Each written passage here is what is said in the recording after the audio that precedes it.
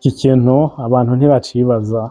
Bibiliya iravuga neza ngo ingero y'icaha ni urupfu, ariko ingabire y'Imana ni ubugingo budahera. Burya kuba ukora ibyaha ntupfe, ntiwibaze yuko icyo cyaha kitagusigira urupfu muri wewe.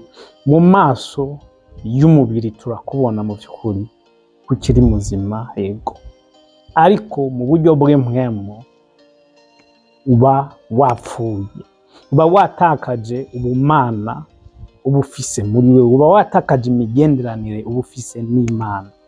Rero niyo mpamvu icyaha kiza kije kwica ubugingo bwawe, ariko ingabire y'Imana igaca iba ubugingo budahera. Mu gihe uba ufise Kristo muri wewe, uba ufise ubugingo budahera.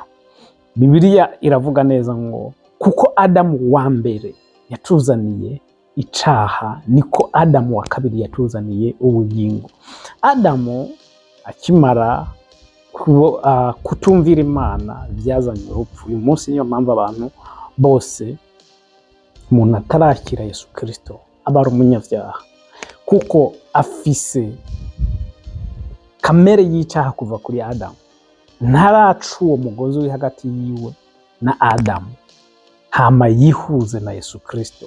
Niyo mpamvu rero Imana yaciye izana Yesu Kristo kugira ngo umuntu wese yakira Yesu Kristo aronke ubugingo budahera. Urabisanga muri Yohana 3:15 aravuga ngo kubw'urukundo Imana yakunze abari mu isi cyane, niko rwatumye itanga umwana wayo, umwizera wese aronke ubugingo budahera, kugira ngo ntazopfe rubi. Nimba utizera Yesu, nimba udafise uwo mwana, uzopfa rubi. Ibi si ibintu ukora mu gihe wapfuye ukavuga ngo uragiye ugaruke ubanze ubitunganye. No, upfuye biba biheze. Upfuye udafise Yesu, icyo ni igihombo gikomeye utigera uvamo. Nubwo bagumena k'amazi yera, nubwo bugusengera gute, biza kugugarukana. Amahirwe ufise uyakoresha ukiri muzima, bari kumaze gupfa biba bisheze. Nimba udafise Yesu mu buzima bwawe, ube maso. Guhomba si uguhombya amamodoka, guhomba si uguhomba amazu, guhomba si uguhomba ibi na biriya, ariko gupfa udafise Yesu, icyo ni igihombo gikomeye kandi ubamwo wicuza mu buzima bwawe bwose.